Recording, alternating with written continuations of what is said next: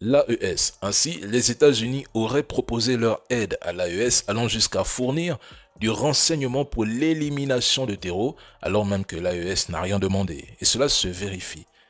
Depuis quand Washington et surtout Africom acceptent-ils une coopération sans cadre, sans drapeau, sans communiqué officiel tout en précisant que cette relation n'est pas officielle? Depuis quand Africom, qui s'affiche sans complexe au Bénin, en Côte d'Ivoire ou ailleurs, chercherait soudain une relation officieuse et discrète? Il faut comprendre une chose.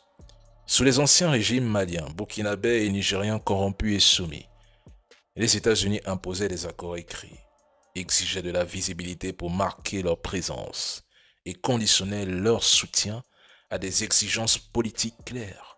Aujourd'hui, il n'y a aucun accord sous la pression signée, aucune base, aucune annonce conjointe, aucune photo officielle. Du renseignement est fourni sans contrepartie politique, sans que l'AES ne quémande. Washington sait désormais qu'exercer la pression équivaut à perdre définitivement l'AES. Il répète et insiste. Nous ne voulons pas de base militaire au Sahel. Mais c'est parce qu'il n'en a plus la possibilité. C'est un discours de réassurance après un rejet clair.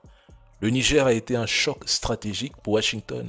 Agadez, c'était un nœud central de surveillance au Sahel, une pièce maîtresse pour contenir l'influence russe et chinoise. En réalité, les Américains et Européens crient devant les médias, mais en silence, ils se calment et négocient. Ah oui, le ton a changé.